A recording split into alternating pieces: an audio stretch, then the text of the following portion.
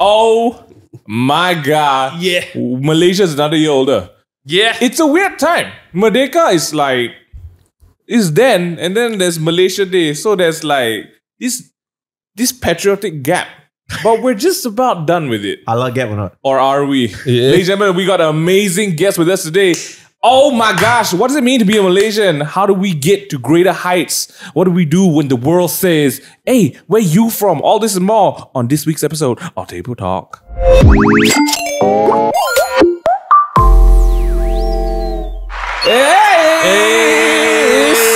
It's your boys.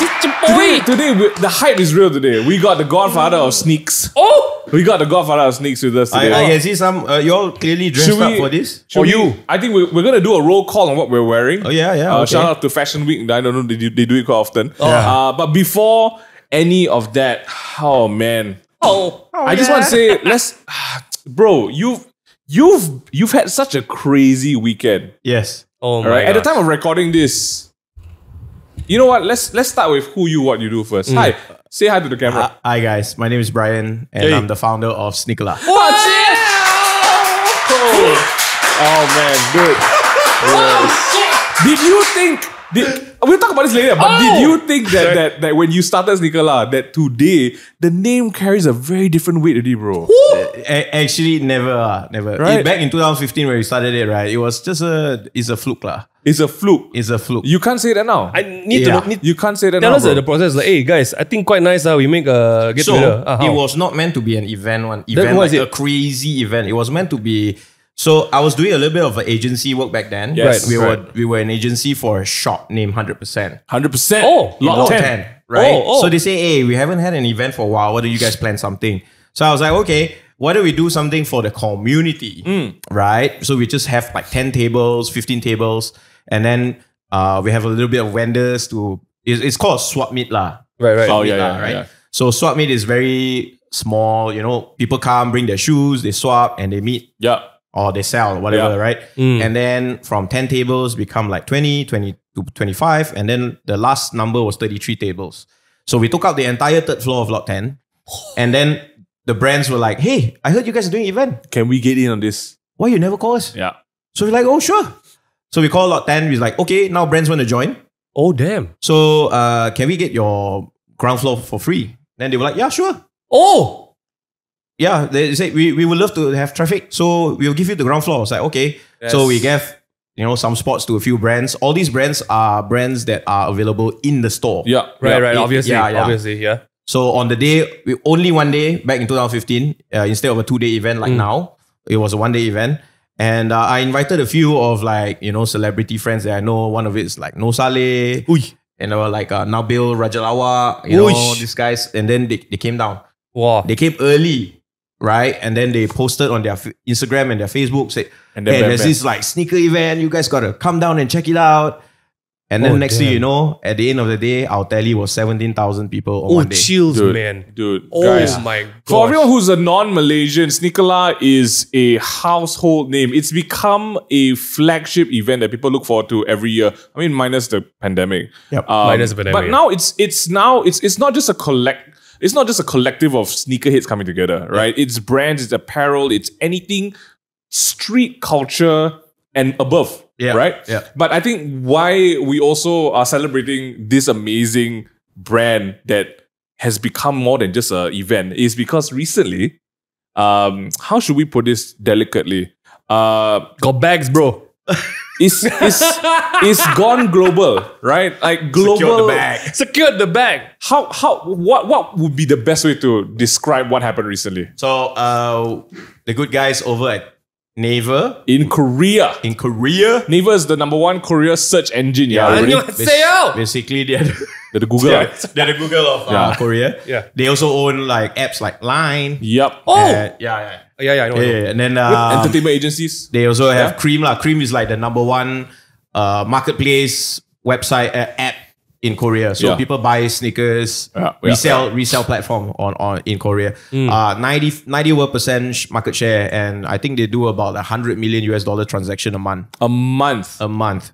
So they were like, Yo, hey, we we want you. to expand, we want to grow the business, let's look for Southeast Asia, because Southeast Asia is the new sexy. It truly is. Yeah, the new sexy location now. Everyone wants a piece of Southeast Asia. And then they heard about SneakerLAH, and they were like, "Hey, you guys, we want to invest. Are you guys interested?" I mean, how can you say no to money, right? Yeah. It's okay. All jokes aside, there's definitely a backstory to this one. Minghan, myself, Darren, and Brian, we were having lunch, and Brian told us a story about this. It is nothing short of amazing, really. And I think really props to you and the team for bringing SneakerLAH to where it is today. Seriously, congratulations. We'll talk more about that in the podcast. But the reason why we have Brian here today is because we're talking about homegrown Malaysian things, right? Things that we never thought would be like, oh, one day on a global stage, right? And I think, again, it's interesting that now all focus is on Southeast Asia. A couple of years ago, nobody gives a crap about this region. Not even us, bro. I mean, at one time in the world, the British really gave a crap about us. Oh yeah, the spice roads here. Then followed by, first was the Portuguese and then the British. Somewhere in the middle was Japan. I mean, since we're in August, since we're in September, you know, it's like Malaysia month. History class. Right? We need to know about this, lah. You must. We were hot stuff. Okay, so if you, way back then. If you look at the Asian continent, right, there's a lot of focus and popularity. The limelight is usually on the first world countries. I'm talking Japan. I'm talking about Korea, even China, right? That's where the hot property is. We all just the ugly neighbors next door, right? But I believe, like you said, that there is a booming market in just the C region, right? The APAC region.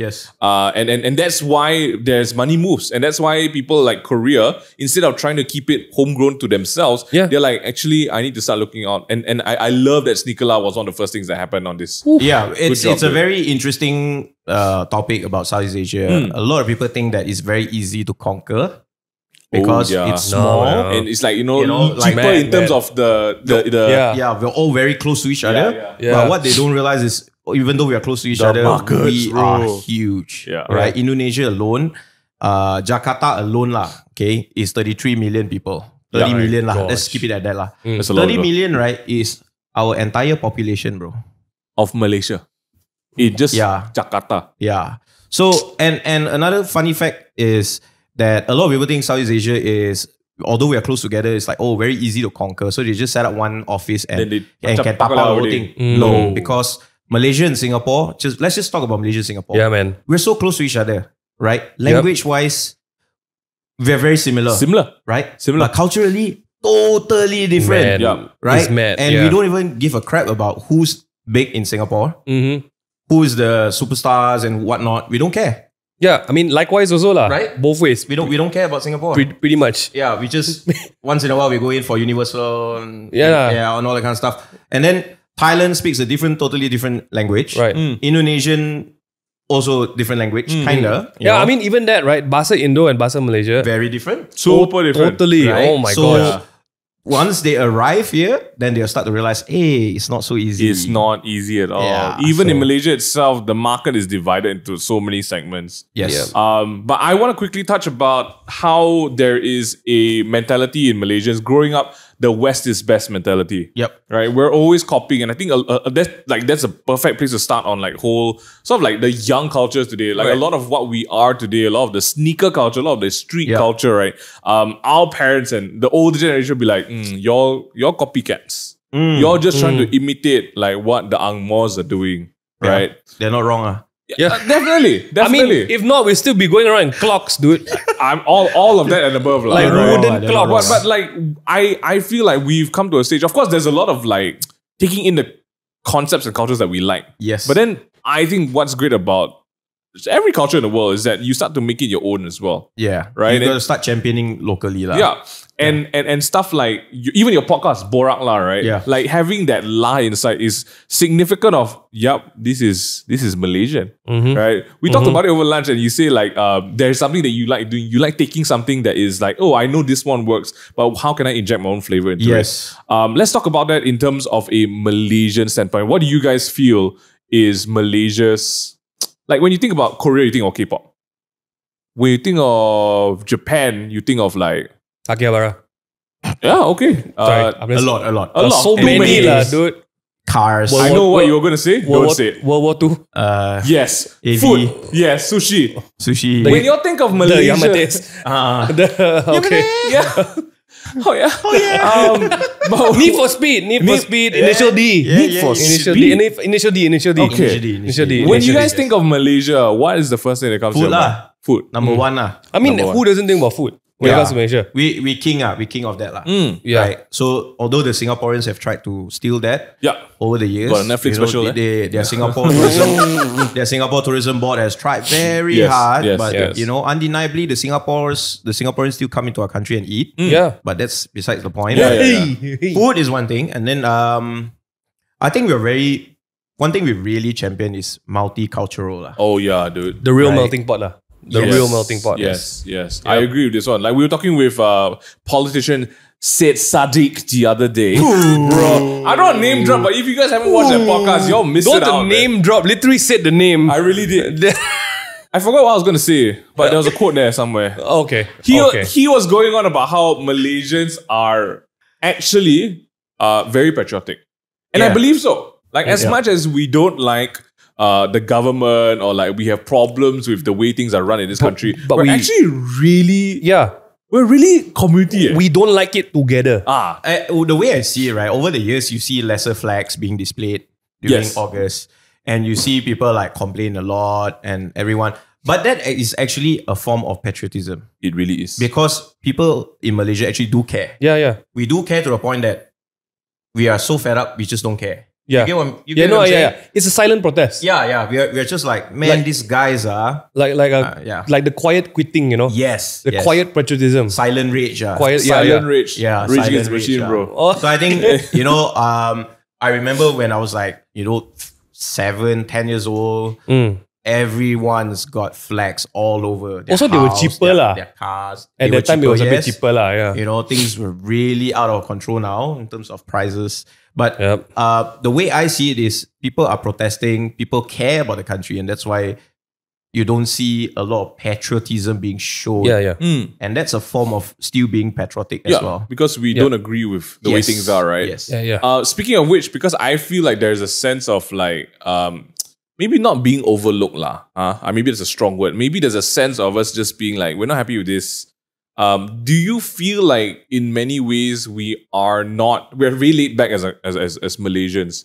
Like being in the entertainment industry, right? Like we've been doing this for a long time now. Yep. And of course, we aspire. I mean, I remember when we started off, like Ming was like, let's try to do this. We want to do movies and stuff like that. After a while, it gets a little bit discouraging because the amount of like hoops you have to jump in to get not even funding even get a film in the cinema in Malaysia. There was the whole talk about the Mat Kilau also, right? Yes. So like Mat Kilau, the reasons, okay? But even then, the talk about like, it was the highest grossing film, right? It is. Immediately, half the profits go already to the cinema board or something like that. So the film itself, so the film doesn't make that full profit. Wow, this is not really Malaysia boleh. It's really chopped already. Bro. And then after it's chopped, it's taxed. And then somewhere along after the tax, then they start to break even and get their profit. That is actually quite a huge deal in the sneaker world. Yeah. Because, when we do transact, we try to buy below $500. For example, when you buy overseas, and overseas website always got sale. Yep. So you want to buy, like cheaper, they give you the VAT discount and then they give you 50% some more. So it's below $500. And then when you come in, kena tax 10%. It's quite shitty feeling lah. I mean, you're finding a discount there to buy at a normal price. Yes. And then when it comes here with all the tax, everything, it becomes back to normal price. Which is bullshit lah. Dude, it's hard, dude. Yeah. Because people can't... The amount you're paying to have what you want here in Malaysia is ridiculous, right? Which is actually the thing I was going to talk about. Like that, it feels like as Malaysians, sometimes we feel a bit overlooked. So the dreams that we have of like, if you're in America and you're doing videos, right? You tell yourself, I want to be a director. I want to direct a Marvel movie. I want to be the next Christopher Nolan. In Malaysia, because of so much of this, because it's a hard climb up the hill. Yep. I feel a lot of us, myself included, I feel like sometimes I just don't try so hard. Right? But the thing that I feel also at the same time was the reason why I asked you, did you ever think that SneakerLAH would have started as something for the community and now it's on the global stage? right? So when we started it, it was, like I said, it's a fluke, right? Yeah. The first year. So when we tally, so how do we know the numbers? 100% has this machine installed in the shop. When you walk into the shop or nearby the shop, it detects your telephone number and it sends you an SMS. Last time they do that lah. Yeah. Send you an SMS, welcome to 100%. Sneaky things, bro. Yeah. Please drop by the store and enjoy some blah blah blah. So they can actually detect how many people, how many different phone signatures. Unique numbers, Yeah, and it was 17,800 something numbers. So when we saw the numbers, we were like, okay, we have to really Bang on this. look at this seriously lah. Yep. Not just a client project. So we decided to talk to the client and said like, hey, can we keep the name? We'll figure another event out for you. So they said, okay, go and do your thing. So second year came, we went to a different place, separate from Lot 10. Oh. from Lot 10. Like out of the way, Kenanga Wholesale Mall. Have you been there? Nope. Is it still there? Yeah, Shit place sure. lah. Yeah. It's quite shitty lah. It's damn bad lah. It's really teruk. Not sponsored. Not sponsored. Not sponsored lah. Not Not sponsored. sponsored. That place is very bad. We paid rent. It was cheap, So Right. But the hall is big lah. Hall is big, and then no aircon. The lifts don't connect directly. Juicy. No, there's no escalator Damn. from the bottom floors to all the way up to the hall. You have to take lifts. But how many people turned up? 20,000 people. Bro. 20 over 1,000. And Crazy. every year it's just gotten bigger and bigger, right? So after the second year, it was time for me and my partners to like sit down and like really talk things through. Like, hey, it wasn't. We thought it was a fluke the first time. Yep. So we did the second one, and it was sort of like an In a worse experiment location. to go to a worse location, Yeah. and more people showed up. Yeah. And then I told my partners, hey, this one cannot play it lah. Yep. You have to like really sit down, plan, make it huge lah. Yep. And then we partner with the guys from Good Vibes Festival, Future Sound Asia. Yep. So every year the annual event is planned together with them. Yeah. So Nice. we told ourselves we're not very, very good at making it like big, like festival level. So we need to bring in the big boys lah. So Collaboration. yeah, that's what we did. So now we started a company. It's a joint venture between the two of us. Yeah.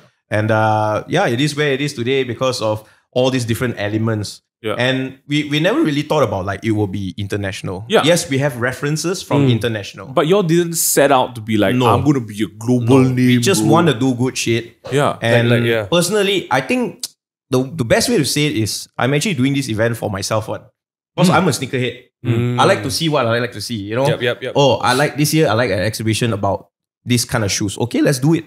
Yeah. You called you hosting a party, what? Yeah. So basically, I'm actually spending all this money for myself to enjoy. Yeah. But thank God, everyone. Thank God likes it lah. Thank God people want to spend the money together. Yeah. Yeah. Hey, so out of pure curiosity, like just a sidetrack question, right? So SneakerLAH is like a 2-day per year Yes. event. Just out of curiosity, the other 363 days, What do I do, right? what is happening? Okay lah. To be honest, it's not easy to plan an event like this lah. It's so many moving parts, bro. So many brands, and then when you want to do like acts, you want to bring down international people. You want to work with the brands. Yeah. It's not a 1 month play on. For example, right? We are already planning for next year's event now. I would think so. Yeah. We already planning already. So where's the next location? Who are we bringing down? Yep. Concert element of it. Yep. So yeah, a lot of moving parts. So we have to figure and plan everything out. Do you think that's why it makes it so good? Because it's a whole year to focus on a single event. Yes, I love that. That's we gotta talk like specialty. I love that. Like right that's key to success, right? Because that's what sometimes as Malaysians are our tidak apa laid back attitude is king. That if you ask me what are Malaysians known for, bro, we effing chill, bro. Yeah. We are professional chillers. We're so good. like no one else in the world worries less about things than us. Oh yeah. True. Bro, economy going down? Yeah. Politicians? Just another Chicken day. price increase. I eat fish. Yeah. Correct. You close your eyes, it tastes like chicken. The politician tell you, eat roti lah. Yeah. They were like, okay. Grow your own vegetables in the garden. Okay. Maybe we complain for the first day lah. MCO I just stay home. Don't you work? Yeah. Don't you? Yeah. Oh, dude, we really find the sunshine and everything. Oh. We as a nation, right? That's I think honestly one of our strong points are. But I think when it comes to bringing what you have, like for example, in I guess Megan's example. Okay, I'll tell that story later. But if you have a craft, if you have an item that you want to bring and present it to the world stage, you want eyes from outside your kampung to see. Yeah. It's not gonna be you start planning tomorrow. Tomorrow you make the juice. Tomorrow you sell. Yeah, bro. This uncle here, how long he planned the event. Yes, and I think the dedication and focus to that one day, that 2 days out of a year. Bro, that's the effort required, right? We wanted to do a tour also, actually. Bro, there was a tour, like we do Penang, JB. And then we were planning for it, and after a while, we just look at each other. It's like, bro. Ask them come. Never mind lah. You'll come. You'll come. Tired lah, bro. Like logistically, it's just a nightmare lah. It's hard lah. It's hard. When we started YouTube, I think it was year 2 or 3. A film producer exec got in touch with us and asked you to direct. That's for year 1, dude. Year one. There was a film studio that got in touch and asked Ming Han to Hong Kong film studio. Yeah. Whoa. Oh yeah, I kept this under the wraps. Damn, bro. I didn't share this. Yeah. So this was year 1, and they got in touch. They're like, "Hey, we've seen your short films on YouTube. We want you to direct or just make a direct and just make a film, right?" Yeah. So this random woman from Hong Kong rocks up to KL. Yeah. Meets me in KL, like in some random place. Cause this shows that she never come to KL one, right? Okay. Then she shows me a portfolio. Dude, it's like Stephen Chow, Jackie Chan movies. Shit. Yeah. The TVB actors and everything, they do the movie. It's like, yeah, this is all the films I produced. Yeah. You want to come out to Hong Kong and direct a movie? I'm like, bro, I just made 3 videos on YouTube, bro. Let's go, man. No, I said no. Yeah. Let's go, man. I mean, it was a huge encouragement, not going to lie. But the imposter syndrome is like, if there was imposter syndrome, there's something above it. That's what I felt. Cause okay. I mean, I kind of get what you mean. I do. Sorry to cut your story, but So because got quite a lot of countries come and like, hey, you can actually expand to around the region one. Right. I want to bring SneakerLAH to around the region. You know, like first it was Singapore, and then they say, oh, you should do sneak because the LAH word is relevant in Singapore and Indonesia. Yes. Then I know friends in like Thailand, they were like, hey, you should come to Thailand. You guys are big enough. Yeah. Blah, blah, blah. And like, for me, it's not imposter syndrome. For me, is oh damn, the thunder. I must have said something right. Syndrome. It's not imposter syndrome. Is to me, it's like, sorry to say, I don't give a about your country. Yeah. I only give a about my country. Yeah, I want to make it work here. Yeah. So like it's LAH. Bro, but it's not Sneaker Meh or Le or Sneaker No. It's Sneaker Sia. Yeah. And then Sneaker Cup. Yeah. So I mean, the branding opportunities though. They were like, oh, they were promising all sorts of things like I can do this here. Yeah. We do a tour and it's gonna be huge. But like, no, I don't want. I just, every country should have their own hero, should have their own sneaker culture. You build your own culture, and I'll just do my thing. You guys go and do yours. We can be friends. I can go to your event. You can come to mine, and we all support each other in different ways. But I don't think I should go to your country and like try to be a hero in your country. The focus, you should have your own. I love that, dude. Yeah. That's what I felt. That. That's what I told them. Damn. The movie. So why I'm saying that? Why I'm saying that is like I'm trying to ask, is that the same feeling you felt? Dude, but this woman obviously I say. Flora, if you're out there, I still remember your name. Thank you very much. I respect it. Nice name. Flora. But she said it in a very honky accent. No. She fluent English. Oh, okay. Fluent English. Global. Like the kind of like UK kind of English? Like American. Oh, wow. Like, she's, dude, the movie portfolio is some... Okay. But the simple things were like, dude, I don't speak Cantonese. I don't speak Mandarin. Then how? Exactly. So I'm like, I cannot speak. It's okay. We have translators, all this kind of thing. But it's also the fact that I'm familiar with our kind of stories in KL, right? I know the stories here. We know enough to build the party lah, right? Yes. I can like go to your neighborhood and tell your friends, hey, my party's like this, come. And then like, who knows? I think it's more, the vibe I'm getting is more of like, your passion for our own storytelling is bigger than why I want to waste my time going to learn your culture. I don't know your stories. Right? Yeah. I don't know your stories, but I think this is the kind of things that really make you feel like, oh, I thought our country no one knows one. Wow, then suddenly people come and, hey, it's actually, okay, this is, without trying to get political, maybe we as the country, right, we're not given enough credit that we can actually make good stuff, you know? And at the end of the day, right, you see, wow, that Facebook app or that this app is all like Malaysian developers or they go crypto teams is all Malaysian developers. The best, and then like the video games is all Malaysia programmers. The best example of this, right, is like in Malaysia you don't see this happen, right? But the minute one Malaysia overseas makes it, right? Henry Golding, I love you. Correct.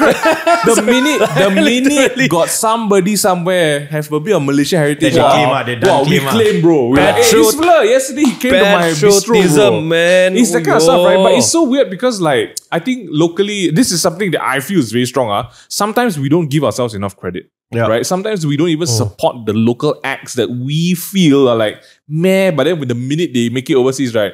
Yo, that's my boy, man. I used to rap with him, bro. I'm like, why is that the case? Okay, so here's my take on this. I've always really thought about this because this always happened in streetwear one. It always happened in streetwear. We always like look to a country or we always reference something and then, but when you look on a bigger picture, right? When you look at Japan, when you look at US, UK, what all these people are doing culturally, right? There is no reference point for them. No. They don't reference like, hey, that one cool in that country, let's do it. They don't. They just want to do good shit. They just do good shit. I just want to have fun. I just want to do the best that I can. And that will usually will translate to a better, bigger, you know. So you see all these guys like, oh, they win the best esports, you know, like, oh, Yuna and all that kind of thing. They never really think about like, oh, that's my reference point. I want to sing like that guy. I just want to do good shit. And that 100%. Good shit will eventually translate to being the best in Malaysia, the best in the world. Correct. Right? I think we need to like stop referencing. And this is the problem with Malaysia as well. A lot of, I see in streetwear. And for example, I also admit, this whole event, SneakerLAH, is referenced from Complex Con. Like SneakerCon. SneakerCon is referenced, right? But during that point, I saw that SneakerCon is all resellers. And then that time Complex Con wasn't that big yet. I think Complex Con hasn't even begun. So we decided, like, why don't we bring brands and vendors together? Right. We do not separate event, but we do together. Right. So in 2015, that was the idea. Yeah. And we just wanted to do something good. That's all. Right. Yes, we took a reference point, but then we wanted just to have fun and do something different. Right. And then eventually it grows. I'm not trying to blow my own horn, but you just look at all these guys who are internationally known as like Malaysian, but internationally known. They just want to do good shit. That's it. They just want to do good shit, bro. You look at, I'm just reference, okay, I'm a bit blank, but like you look at US, Japan, UK, all this stuff that's happening there where we look at them and go like, wow, so good. I want to be like Japan. I want to be like US. Right? They never reference, hey, I want to reference Malaysia. They just wanted to do something good. And we all look to them and go like, wow, this is what we want to become. I think it's less of like looking at cultures, but really, if anything, like you always look to the people who made it work first. Right? That you take that working model and then you figure out something here. That's basically it, right? Like, I mean, at some point, even telling stories, I would watch this and I watch that. But something, I think I went to some YouTube conference or something, and the biggest thing that struck me was some of the content managers or like the strategists, right, from YouTube itself, they always say, make it big in your kampung first. Oh yeah. Right? Because you need that momentum to carry you.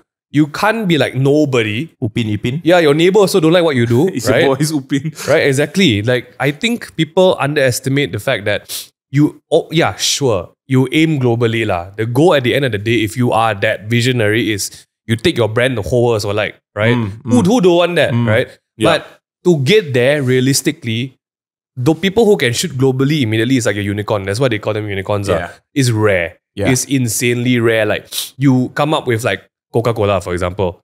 Everyone loves sugar, right? So, everyone drink lah. It's a global language, right? Like, you don't need to... Besides sugar, they had some Coke inside. I mean, also questions, Yeah, but yeah, I think beginning at the story time, I think what I learned was like, I didn't... Mingyu and I came back to KL after a lot of exposure to the States content. And we were like, wow, we see TV, we don't like anything. So we said, okay lah, we start with making something that we would like to see here first. Yes. And then it slowly evolved into like, hey, let me test myself if I can appeal to like Asian Americans. Yeah. Wow, and then that was the first hurdle. Okay, let me test if we can appeal globally. And then there's the next hurdle, right? So always make it in your kampong first. Yes. And then your kampong will be the ones who carry you and push you out to the city. My take on it is slightly different. We are talking about like style, right? Yeah. Like we're talking about like fashion, style. We're always behind like 3 years, 5 years. Behind, bro. Right? I don't know about you. I'm 20, about 20 years behind. Shout This is Shout out, bro. Tunui. This new look on Ming Han is dope. Like please encourage It needs him to be to the spend staple, more money bro. on clothes. Hi brands, give me more KL work. This stuff is expensive, boy. But yeah, we are always behind because we are always following. We're following. Yeah. And what we want to become is to adopt a different mindset, to not follow. And with social media and internet, we don't have to follow. What we can do is reference and try to do it differently and better in our own country. That's true. And that's what we're trying to do in SneakerLAH. And I bet you also agree the same in terms of videos and what we're doing, right? Yeah. You see something online on YouTube, you're like, oh, this is dope. But how do we implement it to our own local market? That's always the question, right? And fast Because as well. if you don't, you look like a poser. Yes. Yeah. If you forget that the people who want to watch you first is your own country, you look like a freaking poser trying to like, hey, good day, mate. How you doing? I'm from Malaysia. Yeah, not bad, your poser slang. Not bad, I was just gonna say like there is actually a very good example to give, right? It's like, for example, sometimes we see local brands. It can be food, clothes. Let's talk clothes and sneakers, right? Local brands now, and then we were like, wow, it's not very expensive. But then you're going out there to buy fear of God, 3 times the price, and you don't bat an eye, Yeah. Some arguments to be given is like, oh yeah, I know this brand. You are no brand. Why should I pay this kind of money, right? What's your take on that kind of stuff? Like how if we don't support like that, how? Like what's the take? Do they price lower? Because I got follow up also. Price low. You have to understand. Price low, then it's always perceived value. Perceived value, bro. It's perceived value, ma. It's still clothes, right? If I buy a t-shirt at 80 ringgit, so you wear it, and the perceived value is 80 ringgit, ma. Right? And then that is the perceived value, number one. Number two is also when you are looking at business, when you produce a t-shirt at 80 ringgit, how do you consign it and how do you put it to other businesses to sell your stuff? Right? So when you want to make it in Malaysia, your strategy is very different. You want the mass market Malay, yes. Mass market Chinese, mass market Malay, yes, you can market it that way, cheap. Everyone can buy, But when you're talking about fashion, right, it's always about how you look, how the perceived value is, how the cutting, how the quality, right? So you cannot achieve that with 80 ringgit quality. No, straight up, no way, man. No way, ma. Right? You can achieve that with 150 ringgit t-shirt minimum. Yeah. Okay? And the cost of it is 50 ringgit. Let me just be clear. Let's say the cost is 50 ringgit. But I say, oh, why don't you just sell cheaper? Yeah. Okay. But how do I sell it to, let's say I want to sell it in Taiwan. I want to sell it in China, Japan. It'd be so cheap. Right. So if I'm a shop in Taiwan, I'm going to look at your brand and go like, 100 ringgit ah? That's like 25 US dollars. Correct. That is paria brand category. And people walk in my store, I'm not going to buy that. People look at it and go, so cheap one ah? This one means correct. paria brand. Bro, I won't buy. Like on the shelf you have Y3 and then suddenly this 25 USD brand. Can't be the same category, you have to be smart in terms of where you want to position your brand. If you want to make it here locally and you want to make it fast, yes, your branding, your pricing all reduce. You can. But whether there's longevity in it, I don't know. So I think the question here is definitely, I agree that one. I think it's smart that business owners or fashion owners want to be positioning themselves that way. As Malaysians, how can we better support them? Because I see SneakerLAH, right? It's not like you didn't put a gate and say only the big boys can play. right? Everyone is here. You're supporting local brands by having them there as well, right? Yeah, man. What would your words of, I guess, encouragement or general encouragement to the community? Like, these are Malaysian brands there. We should be proud of them, man. So for this year's event, our official merchandiser is Peak KL. I just let you guys know, Peak KL used to be called Preem KL. Preem. Like the Supreme without the SU in front. Okay. There used to be resellers who resell Supreme stuff. Yeah. That's why they were called Preem. And then over the years, they changed their business model to sell their own clothes, their own merch. And they used to be called Preem. All right. Okay. They got so big to a point that Supreme actually sued them. Oh, shit. Right? Because of reselling. No, because of the word Preem. So they cease and desist letter, asked them to change their name, and that made them super famous in Malaysia. It's quite a flex. To be sued by Supreme is quite a flex. Correct. Right. And then they changed their name to PKL and then eventually Peak KL. Is it a flex to tell people what you've been sued for? No, hey. No, sorry. Another episode. Another episode. Well, so we created 1,000 pieces of jerseys. You saw that jersey I wore during the event, right? 1,000 pieces, all sold out within 2 days. Damn. Dude, if you guys were at the event, I swear that's my biggest regret this year, okay? We were in there early because thanks Bryan for letting us shoot, right? Yeah. So there's no one there. I'm like, yo, you know what? We're early. Let's go get some breakfast and come back. Oh my gosh. I've only seen that kind of queue in Singapore. It's mad. For bubble tea. It's one small counter. Yeah. Half the hall was the queue. Yeah. Got people queue from 10 a.m. and they finally managed to buy their t-shirt at 4 p.m. That's whack. Yeah, that's crazy. Oh my god. That is crazy. So sold out. The jersey is 199. Yeah. It's 199. It's not cheap. Not cheap. Right? Sold out. We're talking like Malaysian standard, right? 199 it's is not cheap. It's not cheap. It's Right? considered up there already. So what I'm trying to say is like the education is there. People starting to know that it's expensive Right. to actually be in streetwear. Yep. Because when you want quality stuff, you want to compete on the world stage. Yeah. Right? Don't even have your brand overseas. Just to have the same quality with the overseas brand, right? You have to pay the overseas price. Yeah. Right? And There is a global standard. yeah, because most of the stuff, if you can't produce it here, you have to produce it overseas. Yes. Yep. Right? So that's the price point you have to talk about. And if you're a local brand trying to make it here in Malaysia, you also have to take all this into consideration. Like, you want to put your stuff in an overseas shop. What's you the wanna price on the logo, right? What's Yeah. the price? Usually is cost times 3. Yep. And then you have to, From even there, even like Pastel and Mortar, right? They are the champions for a long time in terms of like local, urban, right? Yep. And then last time we had t-shirts at 80. Now there's like 130, 140, right? They also have to increase their quality, their cutting, and the price point has to go higher and higher. Stay sharp. Yeah. Yeah. So Some things we can't relate because YouTube videos everyone watch for free. oh shit. Oh, yeah. If anything, the price have been going down. But that's another topic for another day. Bryan, final words Oh dang. for business owners who want to make it, to the community who's listening in and being like, if you guys want a scene like, I want my scene to be like LA. I want my scene to be like San Fran. How do we get there? What's the treat? I don't know how to give advice that way lah. My advice is just my own experience. What worked for you, what worked for me. Yeah. Right. To be honest, it was many years of sacrifice lah.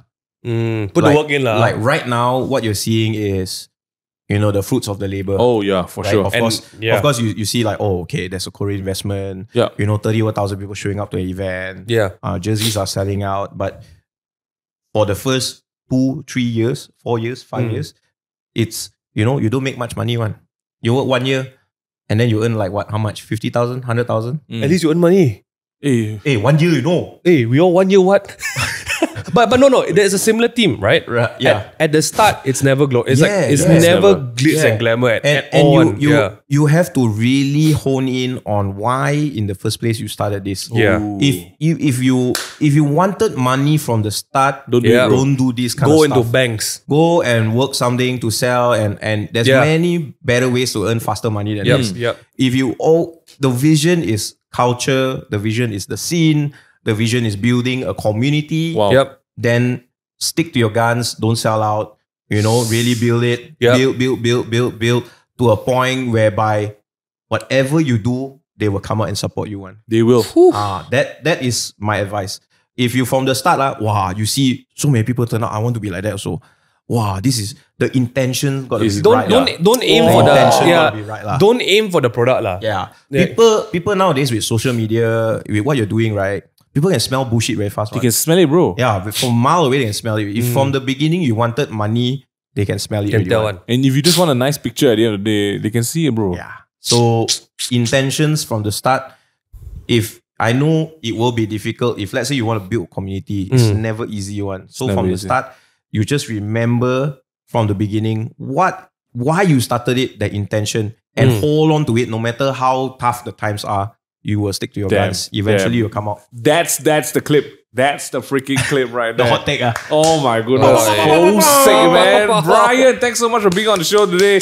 Can you tell us where to find you? Just search SneakerLAH everywhere. You'll find it. It's true. You also have a podcast called BorakLAH. Go check it out on Spotify, YouTube, and the works. Oh my goodness. This week, our song recommendation is actually from Bryan himself. This one's Rage Against the Machine. It's called Bulls on Parade. It sounds a little bit like this. Hey, this is on it. Hey, don't listen to it if your parents are around, guys. Go check it out. It's good stuff. But you know what else is good stuff? All the other freaking Table Talk episodes. Go check us out on YouTube, Apple Podcasts, Spotify, everywhere you get your good goods from. Last week was an incredible episode. If you missed it, shout out again. Sadiq. Name drop it all you want. Man, bro. You know, we hang out pretty often, Sadiq. Not like that, your buddy, you're like Taya. Bro. It's like you just can't stop messaging, bro. Like later Sharingan will come out. It's mostly just one way, the messages. But hey, shout out to Say. He's probably watching this as well. Hard to say. We'll see you guys in the next one. If you want to get some community going on as well, we're on discord.gg/takeaway-table. That's discord.gg/takeaway-table. Who knows? Maybe we got a special takeaway table SneakerLAH collab coming up. No, we are not in this vertical. We are not in this vertical. Not yet. We are not. We'll see you guys in the next one. Stay safe. Keep those butts clean. And tell your mom we love her. Goodbye.